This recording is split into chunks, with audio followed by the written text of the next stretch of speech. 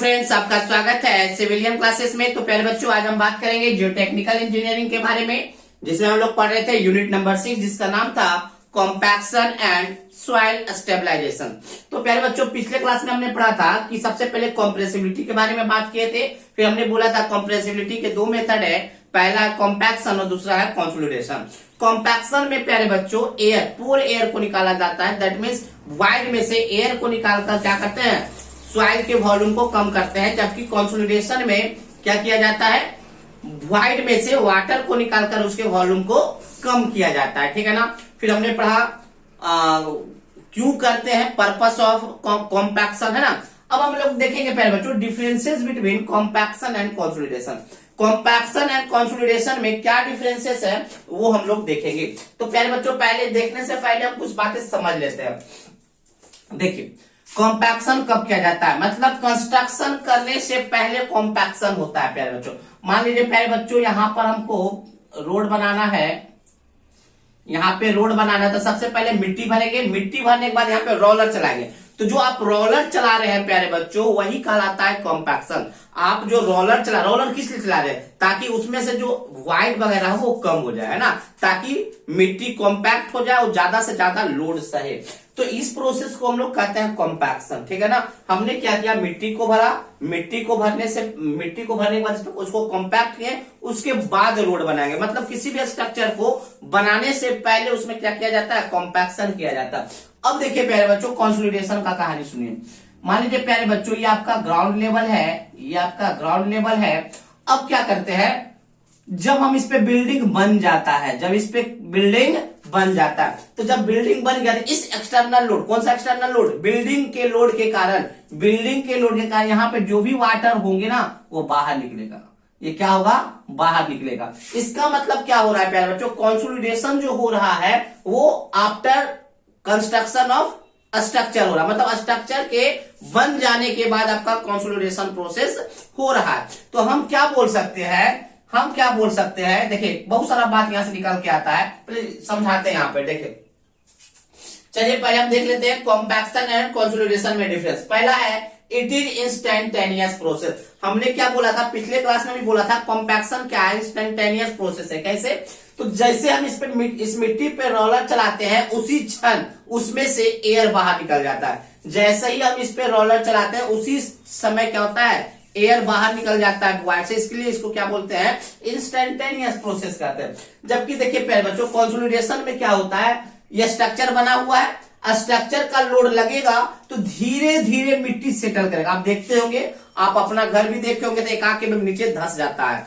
नीचे का फ्लोर थोड़ा सा क्रैक कर जाता है। इसका मतलब क्या है कि आपका बिल्डिंग थोड़ा सा सेटल किया है ना। तो देखिए, due to the load of building, मिट्टी क्या होगा, थोड़ा सा सेटल डाउन करेगा। तो ये बहुत ही धीरे धीरे प्रोसेस होता है प्यारे बच्चों। ऐसा नहीं कि लोड के कारण 1 महीना 2 महीना या साल भर में आपका बिल्डिंग क्या हो जाएगा, सेटल डाउन हो जाएगा। नहीं, सालों लग जाते हैं, 3 साल 5 साल 10 साल, इतना टाइम लगता है सेटल होने के लिए। दैट मीन्स हम क्या बोल सकते हैं, कंसोलिडेशन क्या है, टाइम टेकिंग प्रोसेस है, टाइम टेकिंग प्रोसेस है। इसीलिए हमने लिखा है कंसोलिडेशन में it is a time taking process, it is a time taking process. Next दूसरा point, reduction of volume of soil mass due to removal of air. पहले ही जान गए प्यारे बच्चों, कॉम्पैक्शन में जो सॉइल का वॉल्यूम का जो रिडक्शन होता है, सॉइल के वॉल्यूम जो कम होते हैं, वो due to removal of air. Air remove होता है, इसके कारण क्या होता है, वॉल्यूम कम होता है। जबकि कंसोलिडेशन में वाटर का रिमूवल होता है। तो यही बात हमने लिखा है, removal of volume of, removal नहीं, reduction, reduction of volume of soil mass due to remove of water, due to removal of water. हमने क्या बोला प्यारे बच्चों, कंसोलिडेशन में सॉइल मास का जो वॉल्यूम रिडक्ट करता है, कम होता है, वो ड्यू टू किसके कारण होता है, वाटर के निकलने के कारण होता है। नेक्स्ट तीसरा देखेंगे प्यारे बच्चों, compaction process occurs for partially saturated soil. याद रखिएगा प्यारे बच्चों, कॉम्पैक्शन प्रोसेस जो है ना, वैसे सॉइल में किया जाता है जो कि फुल्ली सैचुरेटेड ना हो। अगर फुल्ली सैचुरेटेड होता है, तो फुल्ली सैचुरेटेड करने का मतलब क्या होता है प्यारे बच्चों, उसमें एयर नहीं होगा। फुल्ली सैचुरेटेड कहने का मतलब है कि उसमें एयर नहीं होगा। जब एयर ही नहीं होगा प्यारे बच्चों, तो कॉम्पैक्शन हम क्यों करेंगे। तो याद रखिएगा, partially saturated soil, partially saturated soil के लिए हम लोग कॉम्पैक्शन करते हैं। पार्शियली सैचुरेटेड का मतलब क्या होगा, डिग्री ऑफ सैचुरेशन क्या होगा, 1 से कम होगा। डिग्री ऑफ सैचुरेशन क्या होगा? तो प्यारे बच्चों कॉम्पैक्शन हम उसी सॉइल में करेंगे जिसका डिग्री ऑफ सैचुरेशन 1 से कम हो। जबकि अगर हम बात करें कंसोलिडेशन प्रोसेस का, तो कंसोलिडेशन प्रोसेस उसी सॉइल में करते हैं जो फुल्ली सैचुरेटेड हो। That means degree of saturation 1 होता हो। Next, in this process dynamic load is apply. देखिए प्यारे बच्चों, अभी हमने बोला कि जब हम रोड बनाएंगे, रोड पे मिट्टी भरेंगे, तो उसको कॉम्पैक्ट करने के लिए रोलर चलाएंगे। तो रोलर क्या है? मूविंग है ना? या हैमर चलाइएगा तो भी मूविंग है। दैट मीन्स डायनेमिक लोड है। मतलब मूवेबल लोड को हम क्या कहेंगे? डायनेमिक लोड कहेंगे। बात समझ में आया? तो हम बोल सकते हैं कि कॉम्पैक्शन प्रोसेस होता है डायनेमिक लोड के अंदर, जबकि कंसोलिडेशन प्रोसेस होता है स्टैटिक लोड। स्टैटिक लोड इसलिए कि जब ये बिल्डिंग बन के खड़ा हो गया तो ये ना तो इसका वेट कम होने वाला है, ना तो ये इधर उधर जाने वाला है। और हमने भी बताया कि आपका कंसोलिडेशन प्रोसेस जो होगा वो ड्यू टू क्या होगा?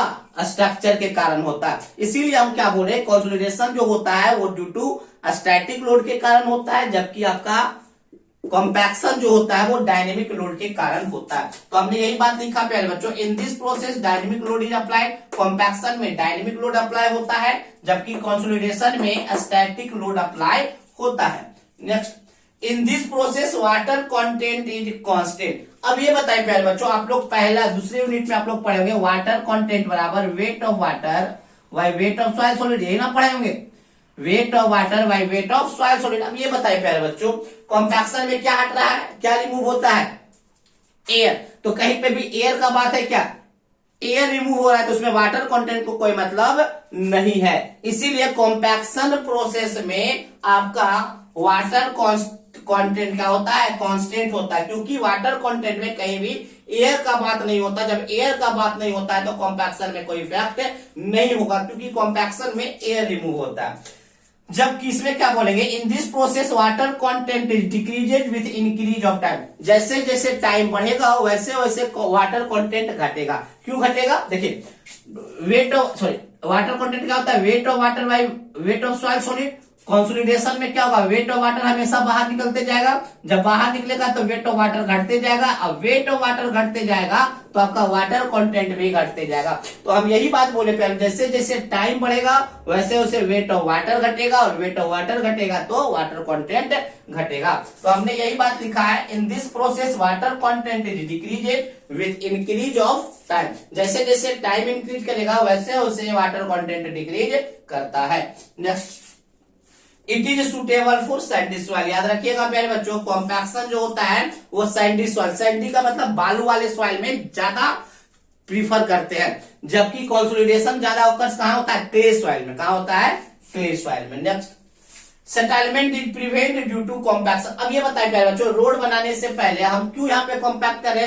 ताकि हमारा रोड सेटल ना कर जाए। तो सेटलमेंट को रोकने के लिए, सेटलमेंट को प्रिवेंट करने के लिए हम लोग कॉम्पैक्शन करते हैं। जबकि प्यारे बच्चों, अगर कंसोलिडेशन होता है तो सेटलमेंट होता है। यहाँ पे हम क्या बोले कि सेटलमेंट को रोकने के लिए कॉम्पैक्शन करते हैं, जबकि यहाँ पे हम क्या बोल रहे हैं? कंसोलिडेशन के कारण सेटलमेंट होता है। कॉम्पैक्शन के कारण सेटलमेंट रुकता है, जबकि कंसोलिडेशन के कारण सेटलमेंट होता है। तो हमने यही बात लिखा है, settlement takes place due to consolidation. Settlement होता है किसके कारण? कंसोलिडेशन के कारण। तो प्यारे बच्चों, आपके एग्जाम के लिए आपका बहुत इंपॉर्टेंट ये टॉपिक है। बार बार ये 4 नंबर में पूछा जाता है कि write down the differences between compaction and consolidation. बात समझ में आया प्यारे बच्चों? बहुत इंपॉर्टेंट टॉपिक है, ये आता ही आता है। याद रखिएगा, इसको बहुत ही आसानी से समझना होगा। बहुत ही बेहतरीन ढंग से हम आपको समझा चुके हैं, और भी जो प्रॉब्लम होगा तो आप हमसे डायरेक्ट पूछ सकते हैं, ठीक है ना? तो चलिए इसको नोट डाउन कीजिए।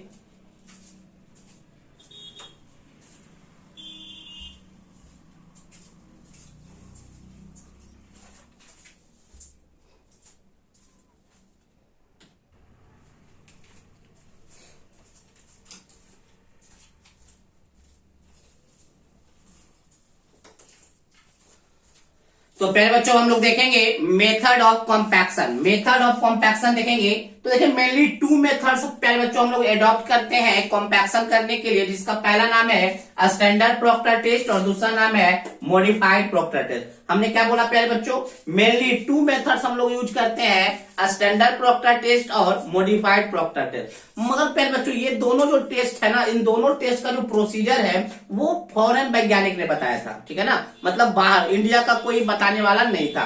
तो कुछ दिनों के बाद ना इंडिया में भी साइंटिस्ट आए, वो भी क्या बताया, वो भी कुछ ना कुछ मेथड्स बताए कॉम्पैक्शन करने के। तो उस मेथड का नाम रखा गया, जो इंडिया वाले साइंटिस्ट बताए तो उनका नाम रखा गया Indian standard light compaction test, और दूसरा का नाम रखा गया Indian standard heavy compaction test. प्यारे बच्चों एक्चुअली ये टेस्ट मेथड कुछ नहीं दिए इंडिया वाले, वो एक्चुअली चोरी किए। क्या किए कि जैसा ये स्टैंडर्ड प्रोक्टर टेस्ट है उसी प्रकार से आपका Indian standard light compaction test है, जैसा आपको मॉडिफाइड प्रोक्टर टेस्ट है वैसा सेम टू सेम आपका Indian standard heavy compaction test है, थोड़ा बहुत मॉडिफाई किए। तो प्यारे बच्चों हम क्या करेंगे, मेनली इसी 2 मेथड्स के बारे में चर्चा करेंगे। बाकी इन 2 मेथड्स को अगर समझ जाते हैं तो आप एक मेथड को समझ जाते हैं तो आप सारे मेथड्स को आप आराम से लिख सकते हैं, ठीक है ना। तो चलिए प्यारे बच्चों हम लोग क्या लिखेंगे, जानेंगे मेथड ऑफ कॉम्पैक्शन, जिसमें हमने बोला मेनली 2 मेथड्स है क्या करने के, मेनली 2 मेथड्स है आपके कॉम्पैक्शन करने के। पहला है आपका स्टैंडर्ड प्रोक्टर टेस्ट और दूसरा है आपका मॉडिफाइड प्रोक्टर टेस्ट, ठीक है ना। तो प्यारे बच्चों देखिए हम लोग कैसे, देखिए कॉम्पैक्ट करने का मतलब क्या होता है, देखिए इधर ड्राई यूनिट वेट बराबर क्या होता है, वेट बाय वॉल्यूम, क्या होता है, वेट बाय वॉल्यूम। वॉल्यूम को कम करना मतलब ड्राई यूनिट वेट को बढ़ाना, अरे वॉल्यूम को कम करना मतलब ड्राई यूनिट वेट को बढ़ाना। तो कॉम्पैक्शन में हम लोग ये देखेंगे कि कैसे हम ड्राई यूनिट वेट को क्या करेंगे, बढ़ाएंगे। तो देखिए प्यारे बच्चों हम लोग टेस्ट कैसे करते हैं वो हम लोग समझते हैं। देखिए सबसे पहले हमारे पास एक मोल्ड होता है, क्या होता है, मोल्ड। सबसे पहले हमारे मोल्ड करने का मतलब हमारे पास एक बर्तन होता है, क्या होता है, मोल्ड, हमारे पास एक बर्तन होता है, ठीक है ना। अब हम क्या करते हैं, इसमें मान लीजिए प्यारे बच्चों ये मान लीजिए इसका हाइट h है, इसका हाइट मान लेते हैं, इस मोल्ड का हाइट कितना है, h है, ठीक है ना। अब क्या करते हैं, इसमें हम जिस सॉइल पे हमको कॉम्पैक्शन टेस्ट करना है, जिस सॉइल का हमको कॉम्पैक्शन टेस्ट करना है, उस सॉइल को हम इस मोल्ड में डालेंगे। मगर कितना डालेंगे, h/3, क्योंकि कम से कम 3 लेयर में आपको क्या डालना है, सॉइल को डालना है। तो देखिए प्यारे बच्चों हमने क्या किया, पहले हम ये मानते हैं कि हमारा जो ये मोल्ड है एज हाइट का है, तो सबसे पहले h/3 मिट्टी भरेंगे, कितने मोल्ड में h/3 हाइट तक मिट्टी भरेंगे और उसको हैमर से उसको क्या करेंगे, कॉम्पैक्ट करेंगे। हैमर से उसको कॉम्पैक्ट मतलब कितना बार मारेंगे हैमर से, तो 25 बार। कितना बार मारेंगे, 25 बार। उसी प्रकार से जितना भी आपका लेयर होगा, 1 2 3 लेयर है प्यारे बच्चों, तीनों लेयर को 25 बार मारेंगे। उसके बाद क्या करेंगे, इसमें से जो वेट आएगा उस वेट को माप लेंगे। वॉल्यूम ऑलरेडी पता होता है, वॉल्यूम का, मोल्ड का वॉल्यूम ऑलरेडी पता होता है, तो वेट बाय वॉल्यूम करेंगे तो ड्राई यूनिट वेट आपका आ जाता है। और जिस सॉइल का ड्राई यूनिट वेट जितना ज्यादा होगा वो सॉइल उतना ज्यादा अच्छा कहलाता। तो फिर से सुनिए प्यारे बच्चों हमने क्या बोला, इस टेस्ट को कैसे हम कंडक्ट करते हैं। सबसे पहले हमारे पास एक मोल्ड होता है, मान लेते हैं उसका हाइट h है, ठीक है ना। सबसे पहले क्या करते हैं, 3 लेयर में सॉइल को मोल्ड में भरते हैं, सॉइल को मोल्ड में 3 लेयर में भरते हैं कम से कम। पहले लेयर में मान लीजिए h/3, फिर दूसरे लेयर में h/3 और तीसरे लेयर में भी h/3, और जितने भी आपका क्या है मतलब लेयर है उस लेयर पे क्या करते हैं, 25 बार क्या करते हैं, ब्लो मारते हैं। और उस प्रकार से क्या हो जाता है, इस मोल्ड का वॉल्यूम हमको ऑलरेडी पता होता है, मोल्ड का वॉल्यूम ऑलरेडी पता होता है, सिर्फ क्या पता कर लेते हैं कि कितना सॉइल इसमें एडजस्ट किया है, कितना सॉइल कॉम्पैक्ट करने के बाद भरा है। उस सॉइल को हम लोग यहां लिख देते हैं, तो वेट बाय वॉल्यूम क्या हो जाता है, ड्राई वेट। ठीक है प्यारे बच्चों, चलिए तो देखते हैं प्यारे बच्चों, हम ये प्रॉपर्टी हम जानना चाहते हैं इस टेस्ट में कि वेट ऑफ हैमर कितना होता है, नंबर ऑफ ब्लो कितना होता है, कितने बार ब्लो, कितने बार हैमर से मारा जाता है प्रत्येक लेयर में, कितना दूर से हैमर को चलाया जाता है, हाइट ऑफ फॉल क्या होता है, जैसे यहाँ पे कॉम्पैक्ट करने के लिए हैमर को मारेंगे ना, तो कितने हाइट से हैमर को मारेंगे और इस मोल्ड का वॉल्यूम क्या होता है, ये हम देखेंगे। ठीक है प्यारे बच्चों, तो देखिए प्यारे बच्चों हमारे पास 4 टेस्ट है, मेनली 2 ही टेस्ट है, बस इसका कॉपी कर लिया गया इंडिया में। एक का नाम दिया गया Indian standard light compaction test, जो कि स्टैंडर्ड प्रोक्टर टेस्ट की तरह ही है, Indian standard heavy compaction test जो कि आपका मॉडिफाइड प्रोक्टर टेस्ट की तरह ही है। तो देखिए प्यारे बच्चों, स्टैंडर्ड प्रोक्टर टेस्ट में वेट ऑफ हैमर कितना होता है, 2.495 केजी। याद रखिएगा, स्टैंडर्ड प्रोक्टर टेस्ट में वेट ऑफ हैमर जो यूज करते हैं, जो हैमर जो यूज करते हैं उसका वेट होता है 2.495 केजी, जबकि मॉडिफाइड में हम यूज करते हैं 4.54 केजी। जबकि देखिए प्यारे बच्चों, इंडियन स्टैंडर्ड और स्टैंडर्ड में मिला ये बोला 2.495 तो ये बोला 2.6 केजी। देखिए मॉडिफाइड में बोला 4.54 केजी और यह बोला 4.6 केजी। तो देखिएगा प्यारे बच्चों, ये वाला और ये वाला मिलेगा और ये वाला आपस में मिलेगा, ठीक है ना। चलिए नंबर ऑफ लेयर देखिए, स्टैंडर्ड प्रोक्टर टेस्ट में नंबर ऑफ लेयर कितना बोला, 3 बोला, मॉडिफाइड में 5 बोला। उसी तरह से लाइट कॉम्पैक्शन में भी 3 बोला और हैवी में 5 बोला। नंबर ऑफ बोलो कितना बोला, ईच लेयर में सारे में 25-25 है, मतलब जितने भी लेयर है उसमें 25-25 बार आपको क्या करना है, कॉम्पैक्ट करना है हैमर से। हाइट ऑफ ऑल, हैमर को कितने हाइट से ऊपर से गिराएंगे, तो ये बोला 12 इंची। स्टैंडर्ड प्रोक्टर टेस्ट क्या बोला, 12 इंची। मॉडिफाइड प्रोक्टर टेस्ट बोला 18 इंची। अब देखिए प्यारे बच्चों, इंडियन स्टैंडर्ड इसी का कॉपी करेगा। 12 इंची को आप जब कन्वर्ट कीजिएगा तो 300 समथिंग mm आएगा, 310 mm बोला। 18 इंची को कन्वर्ट कीजिएगा तो 450 mm आएगा, तो 450 mm बोलता है। वॉल्यूम ऑफ माउल्ट जो होता है स्टैंडर्ड प्रोक्टर टेस्ट में 944 सीसी, मॉडिफाइड में भी 944 सीसी, जबकि इंडियन स्टैंडर्ड वाले में दोनों में 1000 सीसी होता है। तो यहां से आपके ऑब्जेक्टिव भी प्यारे बच्चों बनता है। तो देखिए जब हम एक का प्रोसीजर लिखाएंगे, आपको चारों का प्रोसीजर समझ में आएगा। क्यों? क्योंकि हम इसमें बोलेंगे, इसमें वेट ऑफ हैमर इतना यूज करेंगे, अगर इसका लिखना होगा तो इतना बताइएगा, इसमें लिखना होगा तो इतना इसका बताना होगा। नंबर ऑफ लेयर हम 3 बोलेंगे, आप अगर मॉडिफाइड होगा तो 5 बोल दीजिएगा, ठीक है ना। अच्छा प्यारे बच्चों, एक चीज समझने का कोशिश कीजिए, यहाँ पर देखिए वेट का मतलब हैमर का वेट भी ज्यादा है और नंबर ऑफ लेयर भी ज्यादा है, मतलब सॉरी इस मॉडिफाइड वाले में हैमर का वेट भी ज्यादा है एंड नंबर ऑफ लेयर भी ज्यादा है। तो देखिए प्यारे बच्चों होगा क्या, मान लीजिए प्यारे बच्चों ये हमारा क्या है, ये हमारा माउल्ट है, नंबर ऑफ लेयर भी ज्यादा है प्यारे बच्चों, 2 3 4 1 5 लेयर है ना। अब देखिए प्यारे बच्चों, हर लेयर को ज्यादा कॉम्पैक्ट करेंगे तो प्यारे बच्चों अब वेट भी हैमर का ज्यादा है, जिसका ऑब्वियस है प्यारे बच्चों की मॉडिफाइड में ड्राई ज्यादा आएगा, ड्राई यूनिट ज्यादा आएगा। क्यों? क्योंकि वॉल्यूम तो फिक्स है, वॉल्यूम तो 944 यहाँ भी है, 944 यहाँ भी है, तो वॉल्यूम तो प्यारे बच्चों फिक्स है, बट वेट क्या होगा ना, इसमें ज्यादा कॉम्पैक्ट करेंगे तो इसमें मॉडिफाइड वाले में ज्यादा सॉइल एडजस्ट करेगा विथ रिस्पेक्ट टू स्टैंडर्ड। तो यहाँ पे वेट ऑफ सॉइल ज्यादा अंदर कर चला जाएगा, किसमें मॉल्ट में, इसमें कम जाएगा। इसीलिए मॉडिफाइड वाले में ड्राई यूनिट वेट ज्यादा होता है। आप नोट में करके इस बात को लिख भी सकते हैं। क्या लिख सकते हैं प्यारे बच्चों, dry unit weight of soil in case of modified Proctor test is always greater than dry unit weight of soil in case of a standard Proctor test। ठीक है प्यारे बच्चों, तो इसका मतलब क्या होगा, जब भी हम कोई ग्राफ बनाएंगे तो ड्राई यूनिट वेट किसमें ज्यादा होगा, मॉडिफाइड वाले में ज्यादा होगा, तो ग्राफ आगे आएगा, ऊपर आएगा, हम आगे दिखाएंगे, ठीक है ना।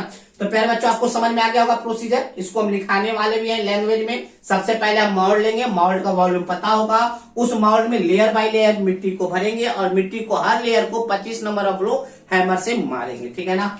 चलिए प्यारे बच्चों इसको नोट डाउन कर लीजिए, उसके बाद हम देखेंगे प्रोसीजर स्टैंडर्ड प्रॉक्टर टेस्ट का। चलिए